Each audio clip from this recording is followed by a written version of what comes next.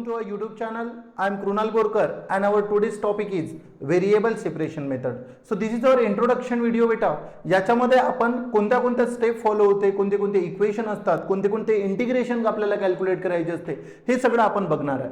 कारण याच्यानंतर जेवढे पण क्वेश्चन येणार मी या स्टेपची काय करणार यूज करणार. ओके, सो चलो लेट्स स्टार्ट. ओके बेटा बघा, आता याच्यामध्ये सगळ्यात पहिले आपल्याला गिवन असते sir u of x, y आपल्याला काय गिवन असते. ओके बेटा याला कन्सिडर करायचं, ऑलवेज लक्षात ठेवा याला काय कन्सिडर करायचं, इथे आहे x इथे आहे y, तर याला बेटा म्हणणार मी x y. काय म्हणणार मी याला x y. नंतर सर नंतर काढणार आपण del u upon del x. नंतर काय करणार del u upon del x, मतलब या u ला कशाच्या रिस्पेक्ट टू करणार बेटा, डेरिव्हेटिव्ह x च्या. सर x च्या रिस्पेक्ट टू करत असेल तर बेटा x ला डॅश द्यायचा, y सेम टू सेम. हा y काय सेम टू सेम. हा नंतर सर आता जर आम्हाला del u upon del y काढायचं असेल तर सर आता मला सांगा बे y आहे ना, तर बेटा y ला x ला सेम टू सेम ठेवायचं ना, y ला काढायचं डॅश. बघ x y u ले म्हटलं, x च्या रिस्पेक्ट असेल तर x ला डॅश, y च्या रिस्पेक्ट असेल तर y ला डॅश. ओके बस. नंतर सर ही पहिली स्टेप झाली. नंतर दुसऱ्या स्टेप मध्ये बेटा आपण कॅल्क्युलेट करणार x बार अपॉन x, नंतर t बार अपॉन t आणि याला म्हणणार बेटा आपण k. याला काय म्हणणार आपण k आणि म्हणायचं म्हटलं बा से म्हणा, इग्नोर आपलं काय म्हणते त्याला कन्सिडर करा. ठीक आहे. अबे मग्गा ह्या तीन स्टेप यूज होणार, कोणताही क्वेश्चन राहो याच्या व्यतिरिक्त जर यूज केलं तर मला म्हणतो. ठीक आहे ना. हा पहिली दुसरी तिसरी. ओके x च्या रिस्पेक्ट असेल तर x ला डॅश, y च्या रिस्पेक्ट असेल तर y ला डॅश आणि नंतर सेकंड याच्यामध्ये x च्या खाली x घेऊन यायचा, t च्या खाली t घेऊन यायचा आणि त्याला म्हणायचं k. का म्हणायचं k. बस झालं.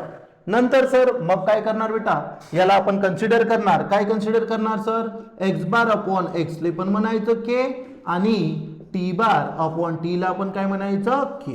ओके हा सर. नंतर आता इथपर्यंत तर कळलं.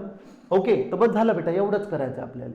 बरोबर. लास्ट मध्ये गिवन राहते त्याच्यापासून आपल्याला हेल्प होते, कशासाठी k काढण्यासाठी लिहून देतो. तिसऱ्या ह्याच्यात जे पण आपल्याला गिवन राहील, जे पण काय आपल्याला गिवन राहील सर, गिवन काय राहील जी हे बेटा असं राहते x, 0.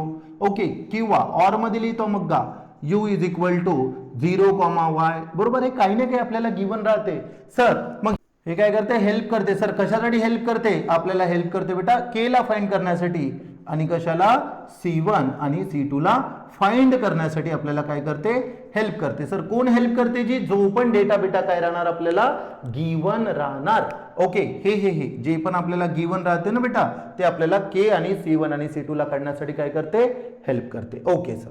नंबर 4 वर ओके बस झालं सर. या 3 स्टेप करायच्या आणि नंबर 4 वर मी तुम्हाला लिहून देतो काही फॉर्म्युले, अल्जेब्रिक फॉर्म्युले. सर आम्हाला सगळं येतं अल्जेब्रा तर सांगा पहिले, बाकी तर नंतर होत बसा.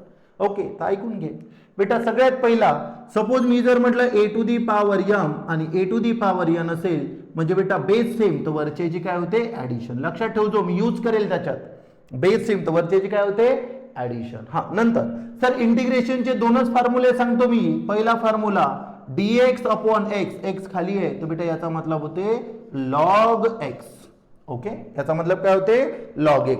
सर x सोडून y असतात जी, y असतं तर बेटा y लिहिलं असतं. हे बघ y, तिथे काय लिहिलं असतं log y. करेक्ट ना.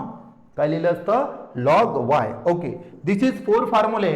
नंबर 5 वर बेटा मी एक फॉर्म्युला सांगतो, ऐकून घे मग गा. x बार म्हणजे होते d capital x upon dx. x बार म्हणजे काय होते d capital x upon dx. हा छोटा x आहे, छोटा x. ओके नंतर नंबर 6 सर y बार जर असेल, y बार असेल तर मग काय जी बेटा डेल y अपॉन काय राहणार dy अपॉन काय राहणार छोटू dy. dy अपॉन काय राहणार छोटू dy. बस एवढे जर फॉर्म्युले जर लक्षात ठेवले तर बाबू जमला. बरोबर ना. याच्या व्यतिरिक्त काहीच नाही. बस झालं. किती 1 2 3 खतम. हे तर सिंपल अल्जेब्राच आहे आणि 2 इंटिग्रेशनचे फॉर्म्युले.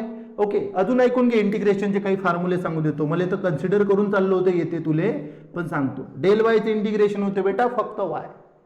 बरोबर ना. याचं इंटिग्रेशन y. ओके नंबर 8 वर सर डेल x असेल तर जी मग डेल x असेल तर याचं इंटिग्रेशन काय होणार, तर बेटा याचं इंटिग्रेशन होते x. अबे हो ना. याचं इंटिग्रेशन काय होते x. ओके नंतर नंबर 9 वर जर म्हटलं बेटा जसं प्लस जर तिकडे गेलं तर काय होते बे मग का, प्लस तिकडे गेलं तर मायनस होते. बरोबर ना. ह्या इक्वलच्या तिकडे. तसंच जर बेटा या लॉग जर इकडे गेला तर इकडे होतं बेटा एक्सपोनेन्शियल फंक्शन. काय होते? Exponential function. Okay, exponential function. जर लॉग तिकडे गेला तर करेक्ट आहे. बस बेटा एवढा मी बेसिक इन्फॉर्मेशन यूज करेल आणि कोणता पण आपल्याला व्हेरिएबल सेपरेशन मेथडचा क्वेश्चन राहू दे, आपण असा करून काय करणार त्याला सॉल्व्ह करणार. Okay, so this is for the introduction video. Let's see you in another video. Thank you.